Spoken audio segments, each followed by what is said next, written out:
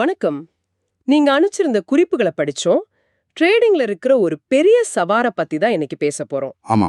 அதாவது ட்ரேடிங்கின் உளவியல். அது எப்படி ஒரு பழக்கமா மாறி சில சமயம் ஒரு அடிமைத்தனம் மாதிரி நம்மள கட்டுப்படுத்துதுங்கிறத ஆழமா பார்க்க போறோம். ஆமா. குறிப்பா ஒரு நல்ல லாபம் பார்த்த பிறகும் மனசு ஏன் அடங்க மாட்டேங்குது? அதேதான். இன்னொரு ட்ரேடு, ஒரே ஒரு ட்ரேட்னு ஏன் அந்த உந்துதல் வருது?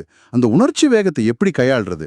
இத பத்தி தான் நாம இன்னைக்கு ஆழமா அலச போறோம். சரி, உங்க குறிப்புகள்ல இருக்கிற விஷயங்களை வச்சு இந்த சிக்கலோட ஆணி வேர்ல இருந்து ஆரம்பிக்கலாம். முதல்ல இந்த அடிமைத்தனம் ஏன் எப்படி உருவாகுதுங்கிற அறிவியலை புரிஞ்சுக்கலாம். நிச்சயமா. இதுக்கு முக்கிய காரணம் நம்ம மூளையில இருக்கிற டோபமின்னு சொல்ற ஒரு ரசாயனம் தான். ஓகே. உங்க குறிப்புகள்ல இத ஸ்லாட் மெஷினோட, அதாவது சூதாட்ட இயந்திரத்தோட ஒப்பிடுறாங்க. அது ரொம்ப சரியான ஒரு ஒப்பீடு. ஆமா, அதுல மாறக்கூடிய வெகுமதி முறை, அதாவது வேரியபிள் ரிவார்ட் ஸ்கெட்யூல் ஒரு விஷயத்த சொல்றாங்க. அது என்னன்னு கொஞ்சம் விளக்க முடியுமா? சுலபமா சொல்லணும்னா, ஒரு ஸ்லாட் மிஷின்ல ஒவ்வொரு முறையும் நீங்க அந்த நெம்புகோலை இழுக்கும்போது பணம் வராது. ஆமா, வராது. ஆனா எப்போ வரும்னு தெரியாது. 10 முறை தோத்தாலும் 11வது முறை ஒரு ஜாக்பாட் அடிக்கலாம். அந்த எப்ப வேணா ஜெயிக்கலாம்ங்கிற ஒரு நிச்சயமற்ற தன்மை தான் மூளையில டோபமைனை அதிகமா சுருக்க வைக்கும். ட்ரேடிங்கும் கிட்டத்தட்ட இதே மாதிரி தான். புரியுது. தொடர்ந்து ஒரு 4 ட்ரேட் நஷ்டம் வந்தாலும் 5வதா ஒரு ட்ரேட்ல பெரிய லாபம் கிடைக்கும்போது அந்த 4 நஷ்டமும் நம்ம மனசுல இருந்து போயிடும். சரிதானே? 100%. அந்த ஒரு வெற்றி கொடுக்கிற பரவசம் முந்தைய எல்லா வழிகளையும் மறக்கடிச்சிடும். ஆனா இங்க ஒரு ஆழமான விஷயம் இருக்கு. என்ன அது? மூளைக்கு கிடைக்கிற வெகுமதி நீங்க சம்பாதிச்ச பணம் மட்டும் இல்ல, அதை விட சக்தி வாய்ந்த ஒரு வெகுமதி இருக்கு. அது நான் கணிச்சது சரி அப்படிங்கிற உணர்வு. இது ரொம்ப முக்கியமான புள்ளி. பணத்தை விட நான் சரின்னு நிரூபிக்கிறது தான் பெரிய போதையா இருக்கு. ஆமா.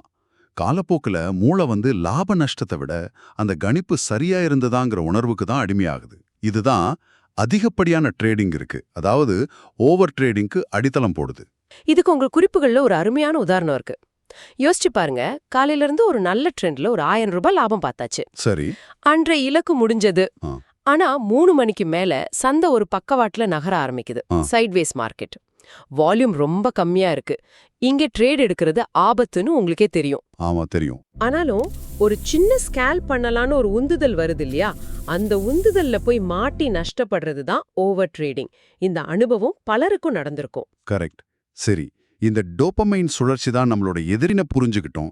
இப்போ இதை ஜெயிக்கிறதுக்கான கருவிகளை ஒவ்வொன்னா உங்க குறிப்புகள்ல இருந்து எடுக்கலாம். ஓகே. இது ஒரு போர்க்களம் மாதிரி. ஒவ்வொரு கருவியும் ஒவ்வொரு விதமான சூழ்நிலையை சமாளிக்க நமக்கு உதவும். அருமையான கண்ணோட்டம். அப்போ நம்மளோட முதல் கருவி என்ன? முதல் கருவி அந்த நேரத்தை, உணர்ச்சி வேகத்தை கட்டுப்படுத்துறது. அதுக்கு உங்க குறிப்புகள்ல சொல்றது 15 நிமிட விதி. சரி, 15 நிமிட விதி. இது கேட்க நல்லா இருக்கு. ஒரு ட்ரேட் எடுக்கணும்னு தோணும் போது உடனே எடுக்காம 15 நிமிஷம் டைமர் வச்சுட்டு காத்திருக்கணும். ஆனா ஒரு ட்ரேடரா யோசிச்சா ஒரு நல்ல வாய்ப்பு 15 நிமிஷம் வரைக்கும் காத்திருக்காதே, விலை மாறிடுமே. இந்த நடைமுறை சிக்கலை எப்படி சமாளிக்கிறது? ரொம்ப நியாயமான கேள்வி. இந்த விதி நீங்க நல்லா திட்டமிட்டு உங்க செட்டப் வரும்போது எடுக்கிற ட்ரேடுக்கு கிடையாது. ஓ, அப்படியா? ஆமா.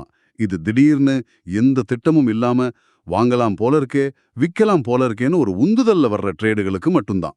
அந்த 15 நிமிஷம் உங்க மூளைக்குள்ள இருக்கிற சூடான, வேகமா முடிவெடுக்கிற குரங்கு மனசுக்கு ஒரு பிரேக் கொடுக்குது. குரங்கு மனசு? நல்லா இருக்கு இந்த வார்த்தை. ஆமா. அந்த 15 நிமிட இடைவெளியில அந்த டோபமைன் அலை குறைய ஆரம்பிக்கும். அது அமைதியானதும் உங்க மூளையோட சிந்திச்சு செயல்படுற கேப்டன் பகுதி, அதாவது ப்ரீஃப்ரண்டல் கார்டெக்ஸ், மறுபடியும் கட்டுப்பாட்டை எடுத்துக்கும்.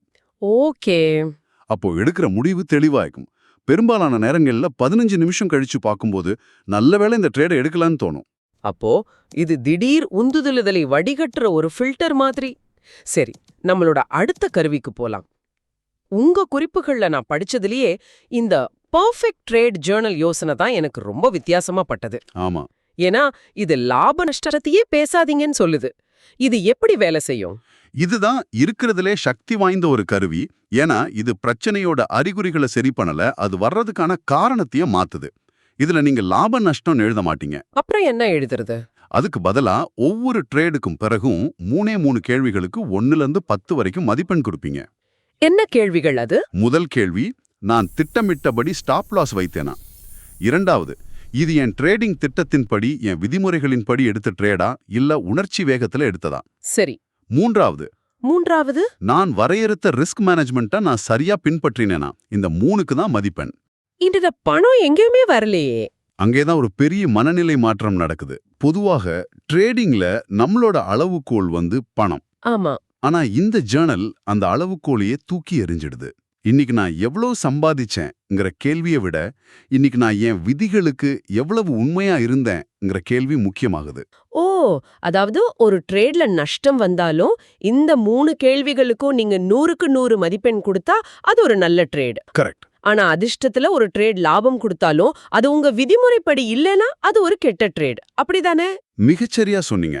இது உங்களை நஷ்டத்திலிருந்து உணர்ச்சி ரீதியா பிரிச்சு வைக்குது. நஷ்டம் என்பது வெறும் டேட்டா, அது உங்க திறமையோட அளவுகோல் இல்லங்கிறத புரிய வைக்குது. பணத்தை வெகுமதியா பார்க்கறத நிறுத்திட்டு சரியான செயல்முறைய, அதாவது ப்ராசஸ பின்பற்றுவதையே ஒரு வெகுமதியா உங்க மனசுக்கு பழக்கப்படுத்துறீங்க. அப்போ பெர்ஃபெக்ட் ட்ரேட் ஜர்னல் நம்மளோட செயல்களை சரி செய்யுது. ஆனா ஒரு ட்ரேட் எடுக்கிறதுக்கு முன்னாடியே நம்ம மனசை தயார் பண்றதுக்கு ஏதாவது வழி இருக்கா? ஏன்னா சந்தைக்குள்ள நுழைஞ்சதுக்கு அப்புறம் உணர்ச்சிகளை கட்டுப்படுத்துறது ரொம்ப கஷ்டம். அதுக்கு தான் உங்க குறிப்புகள்ல காட்சி சிகிச்சை அல்லது விஷுவலைசேஷன் தெரப்பின்னு ஒன்னு இருக்கு. Visualization therapy. ஆமா, இது ஒரு மனப்பயிற்சி. தினமும் ட்ரேடிங் தொடங்குறதுக்கு முன்னாடி ஒரு 2 நிமிஷம் கண்களை மூடி சில கடினமான சூழ்நிலைகளை மனசுக்குள்ள ஓட்டி பார்க்கணும். உதாரணத்துக்கு இன்னைக்கு எனக்கு தொடர்ந்து 3 ஸ்டாப் லாஸ் ஹிட் ஆகுது, எனக்கு கோபம் வருது, ஆனா நான் கோவப்படாம சிஸ்டமை மூடிட்டு அமைதியா எழுந்து ஒரு நடைப்பயிற்சிக்கு போறேன் அப்படின்னு மனசுக்குள்ள ஒரு காட்சியை உருவாக்கணும். ஓகே. இல்லனா இன்னைக்கு என் விதிமுறைகளின்படி ஒரு நல்ல வாய்ப்பு கூட அமையல, அதனால நான் ஒரு ட்ரேட் கூட எடுக்காம பொறுமையா இருந்தேன் அப்படின்னு கற்பனை பண்ணணும். இது எப்படி நியத்துல உதவும்? வெறும் கற்பனை தானே. ஒரு விமானி சிமுலேட்டர்ல பயிற்சி பண்ற மாதிரி தான் இது. இன்ஜின் ஃபெயிலியர் ஆனா என்ன பண்ணணும்னு 100 தடவை சிமுலேட்டர்ல செஞ்சு பார்த்திருப்பாரு. அதனால நிஜத்துல அது நடக்கும்போது அவர் பதட்டப்பட மாட்டார். பயிற்சி செஞ்சதை செயல்படுத்துவார். அதேதான். நம்ம மூளைக்கும் கற்பனைக்கும் நிஜத்துக்கும் பெரிய வித்தியாசம் தெரியாது. அதனால கடினமான சூழல்களை இப்படி முன்கூட்டியே மனசுல பயிற்சி செய்யும்போது நிஜத்துல அது நடந்தா நீங்க உணர்ச்சி வசப்பட்டு எதிர்வினையாற்ற மாட்டீங்க, ரியாக்ட் பண்ண மாட்டீங்க. அதுக்கு பதிலா நிதானமா சிந்திச்சு செயல்படுவோம், ரெஸ்பாண்ட் பண்ணுவோம். மிகச்சரி. அருமையான விளக்கம். இது மனரீதியான ஒரு தடுப்பூசி மாதிரி. சரி, அடுத்த கருவி ரொம்ப எளிமையானதா இருக்கு. குளிர்சாதன பெட்டி காகித விதி அப்படின்னு, ஃப்ரிட்ஜ் பேப்பர் ரூல். ஒரு பேப்பர்ல எழுதி ஒட்ட சொல்றாங்க. ஆமா, எப்படி எளிமையா இருந்தாலும் ரொம்ப சக்தி வாய்ந்தது. ஒரு வெள்ளத்தாள்ல இந்த ட்ரேட் லாபம் தரும் என்று எனக்கு 100% உறுதியாக தெரியுமா அப்படின்னு பெரிய எழுத்துல எழுதி உங்க கம்ப்யூட்டர் ஸ்கிரீன் பக்கத்துல ஒட்டி வைக்கணும். ஆனா ட்ரேடிங்ல 100% உறுதின்னு எதுவுமே கிடையாதே. அப்போ இந்த கேள்வி நம்மள ட்ரேட் எடுக்க விடாம தடுத்துருமே. இது ஒரு தந்திரமான கேள்வி. இதோட நோக்கம் உங்க தன்னம்பிக்கையை கேள்வி கேட்கறது இல்ல, உங்க மனநிலையை சரிபார்க்கிறது. புரியுது. ஒவ்வொரு முறையும் நீங்க மவுஸ் அந்த ட்ரேட் பட்டனை நோக்கி நகர்த்தும் போது இந்த கேள்வி உங்க கண்ணுல படும். ட்ரேடிங்ல 100% உறுதி இல்லைங்கிறது உங்களுக்கே தெரியும். அப்போ நீங்க என்ன யோசிப்பீங்க? ஓகே, 100% உறுதி இல்ல, அப்போ இது ஒரு நிகழ்தகவு விளையாட்டு. ஆமா, ப்ராபபிலிட்டி கேம். நான் என் ரிஸ்க சரியா கையாண்டிருக்கிறேனான்னு ஒரு கணம் நிறுத்தி யோசிப்பீங்க. 100% உறுதி இல்லைன்னா நீங்க செய்வது ட்ரேடிங் அல்ல, சூதாட்டம் என்பதை அது உங்களுக்கு நாச்சூக்காக உணர்த்தும். இது ஒரு பேட்டர்ன் இன்டரப்ட் மாதிரி, நம்மளோட உணர்ச்சி வேகத்துக்கு ஒரு வேகத்தடை. கரெக்டா சொல்லிங்க. புரியுது. இது நம்மள சூதாட்ட மனநிலையிலிருந்து ஒரு தொழில்முறை ட்ரேடர் மனநிலைக்கு மாத்துறதுக்கு உதவுது. சரி, நம்மளோட 5வது இறுதியான கருவி என்ன? இது ஒரு வாழ்க்கை முறை மாற்றம். டோபமைன் டீடாக்ஸ் நாள்.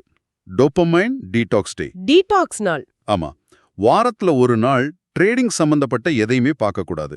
சார்ட், ட்ரேடிங் யூடியூப் வீடியோக்கள், டெலிகிராம் குழுக்கள் எதுவுமே கூடாது. சந்தையிலிருந்து முழுமையா விலகி இருக்கணும். இதோட நோக்கம் என்ன? ஒரு நாள் பார்க்காம இருக்கிறதுனால என்ன பெரிய மாற்றம் வந்துரும்? பெரிய மாற்றம் வரும். இதோட முக்கிய நோக்கம் ட்ரேடிங் தான் வாழ்க்கை என்ற அந்த குறுகிய எண்ணத்தை உடைப்பது. தொடர்ந்து ஒரே விஷயத்தை பார்த்துக்கிட்டே இருக்கும்போது அதுவே நம்ம உலகமாகிடும். இந்த டீடாக்ஸ் நாள் சந்தை இல்லாமலும் வாழ்க்கை இருக்கு, நண்பர்களோட பேசுறதுலயும் ஒரு நல்ல படம் பார்க்கறதுலயும் சும்மா ஓய்வா இருக்கிறதுலயும் மகிழ்ச்சி இருக்குன்னு உங்க மூளைக்கு திரும்பவும் நினைவுபடுத்துது. இது நம்ம மனசுக்கு ஒரு ரீசெட் பட்டன் மாதிரி. அதேதான். அடுத்த வாரம் நீங்க சந்தையை அணுகும்போது ஒரு புதிய தெளிவான கண்ணோட்டத்துடன் அணுகுவீர்கள். ரொம்ப ஆழமான கருத்து. அப்போ இந்த 5 கருவிகள் மூலமா நாம கத்துக்கிட்ட முக்கியமான பாடம் என்ன? உங்க குறிப்புகளோட சுருக்கம் இதை ரொம்ப அழகா சொல்லுது. சொல்லுங்க. ட்ரேடிங்ல வெற்றி என்பது எவ்வளவு நேரம் ட்ரேட் செய்கிறோம் என்பதில் இல்லை, எவ்வளவு நேரம் சரியான வாய்ப்புக்காக ட்ரேட் செய்யாமல் காத்திருக்கிறோம் என்பதில் இருக்கிறது. ஆமா, இத அடையதான் உங்க குறிப்புகள்ல 3 மந்திர வார்த்தைகள் சொல்லப்பட்டிருக்கு. பொறுமை, அதாவது பேஷன்ஸ், சரி, ஒழுக்கம், டிசிப்ளின், மற்றும் செயல்முறை, ப்ராசஸ். நாம இதுவரைக்கும் பார்த்த 5 பயிற்சிகளுமே இந்த 3 குணங்களையும் வளர்ப்பதை நோக்கமாக கொண்டவைதான். ஆமா, 15 நிமிட விதி பொறுமையையும் ஒழுக்கத்தையும் கற்றுக் கொடுக்குது. ஜேர்னல் முறை செயல்முறையின் முக்கியத்துவத்தை உணர்த்துது. காட்சி சிகிச்சை கடினமான நேரங்களில் ஒழுக்கத்துடன் இருக்க பழக்குகிறது. எல்லாமே ஒன்னோட ஒன்னு இணைஞ்சிருக்கு. இந்த கலந்துரையாடலை முடிக்கும் முன் உங்களுக்காக ஒரு சிந்தனை. இந்த டோபமைன் கட்டுப்பாட்டு பயிற்சிகளை ட்ரேடிங்க்கு வெளியே நம்ம வாழ்க்கையோட மற்ற பகுதிகளில் எப்படி பயன்படுத்தலாம்? நிச்சயமா பயன்படுத்தலாம்.